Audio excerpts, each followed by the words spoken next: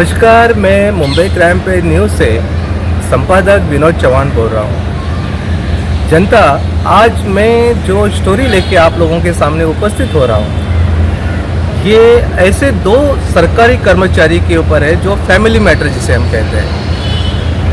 इस family matter के अंदर ये दोनों ही अच्छे पोस्ट पे, एक नेवी पे है उसका हस्बैंड और उसकी जो पत्नी है वो मुंबई पुलिस के अंदर है। हमारी मीडिया का मकसद ये है कि भले कोई भी अधिकारी कितने भी बड़े पोस्ट पे क्यों ना रहे, लेकिन ये देश के अंदर संविधान और कानून सभी के लिए समान होता है। जब मेरे पास शिकायत करता उसके पति जब मेरे पास आए, उन्होंने कहा कि ये जो मेरी पत्नी है आज लगातार 2023 से वो ऑन ड्यूटी आकर वहाँ अपने तारीख को अटेंड करती है, लेकिन वहाँ वो रजा भी नहीं लेती। और मैं खुद अपने नेवी में डिपार्टमेंट में हम वहाँ छुट्टी लेकर मुझे वहाँ जाना पड़ता है और छुट्टी लेके मैं वहाँ अटेंड कर रहा हूँ और ये ऑन ड्यूटी आके उधर अटेंड करती है, ऊपर से मुझे धमकाती है और वहाँ मुझे परेशान करती है। जब हमारी मीडिया को ये बात पता चली तो हमने इस चीज़ को आगे और इसके अंदर क्या क्या सच्चाई है वो उजागर करने के लिए बहुत सारे हमने कागज़ है ना उनके हस्बैंड से लिए।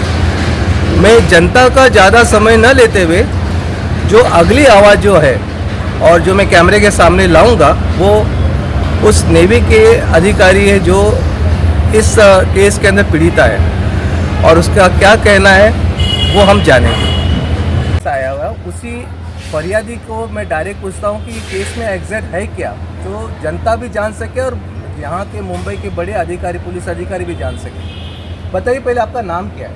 जय हिंद। मेरा नाम भूपेश गणेश मालवे। मैं भारतीय नौसेना नेवल डॉक में सर्विस में हूँ। मेरी wife as a Mumbai police में भायखला पुलिस स्टेशन में प्रथमा विनोद गोपनारायण, बिल्ला नंबर 15/12/48, ये एज ए जूनियर कांस्टेबल करके वर्किंग में है। गेले 2023 से उसने मेरे ऊपर मुकदमा दायर किया है और मुकदमे में मुकदमा क्या है वो बताइए। डोमेस्टिक वायलेंस, घरगुती हिंसाचार का मुकदमा उसने दायर किया है और वहाँ पे वो ऑन ड्यूटी और विदाउट लीव लिए हुए वहाँ पे वो आती है और वहाँ पे आके वो मुझे ये बात उन्होंने बिना छुट्टी लिए, रजा लिए वहाँ पहुँचती, ये आप किस आधार पे पहुँच सकते हैं? यस सर, मैंने उनके पुलिस स्टेशन में जाके उनके सहकर्मचारी से पूछताछ किया कि ये ऐसा कर रही है क्या, तो उन्होंने बताया कि हाँ ये ऑन ड्यूटी आती है। और आपने एक आरटीआई भी डाला था जिसमें अपने 2025 का ये भी बात पूछा था कि ये ऑन ड्यूटी या रजा लेके जाती है उसकी जानकारी, तो क्या वो पुलिस वाले ने आपको जानकारी दी? यस सर, 17/12/2025 के दिन थाने कोर्ट में वह ऑन ड्यूटी आती थी और वहाँ पे आके उसने मुझे जिंदा मारने का धमकी दिया। तो मैंने तुरंत वहाँ पे 112 इमरजेंसी नंबर पे कॉल करके पुलिस लोग को बुलाया। मैंने थाना कोर्ट में सीनियर सैनी मैडम करके जज है, जज मैडम को शिकायत की इस मामले में। सीनियर जज सैनी मैडम ने कहा कि उनके ऊपर कार्रवाई करो, तो वहाँ के थाने के जो क्षेत्र में पुलिस लोग हैं उन्होंने उसके ऊपर NCR का नोंद किया और वो टाइम में वो तुरंत वहाँ से भाग के अपने भायखला पुलिस स्टेशन में चली गई सर।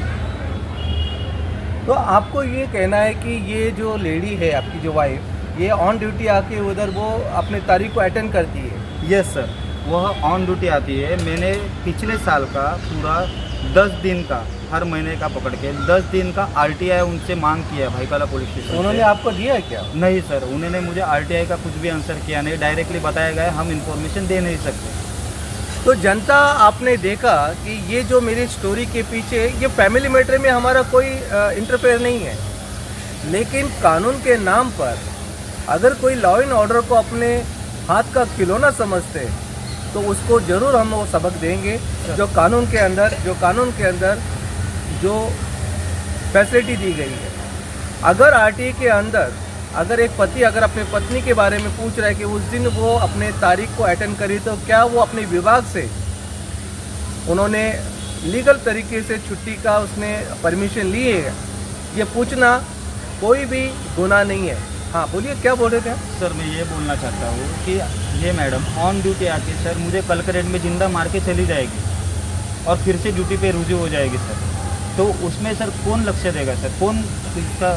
देखिए, ये बहुत बड़ा मुद्दा है कि ये इनका कहना है कि अगर वो ऑन ड्यूटी अगर वहाँ है और उस ऑन ड्यूटी के अंदर वो आकर अगर इसके साथ में कुछ भी करती है, ये तो एक अलग बात हो गई, लेकिन वो ऑन ड्यूटी में आकर अगर वो कुछ उसको हो जाता है तो इसकी रिस्पॉन्सिबिलिटी जो है वो वहाँ के सीनियर, वहाँ के एसीपी, वहाँ के डीसीपी की भी होती है। तो मैं अपने ये इंटरव्यू के माध्यम से वरिष्ठ अधिकारियों को, जैसे सीपी साहब को, एडिशनल को, लॉ एंड ऑर्डर के जॉइंट कमिश्नर को ये बताना चाहता हूँ कि भाईकला पुलिस स्टेशन के अंदर एक कांस्टेबल महिला के साथ किस तरह अधिकारी उसके क्राइम को मदद कर रहे हैं, इसी बात को लेकर हम आगे की तहकीकात अपने तरीके से करेंगे और समय समय पे हम जनता के सामने इसका खुलासा भी करेंगे। मैं कैमरामैन के साथ VR चौहान, मुंबई क्राइम पे न्यूज़।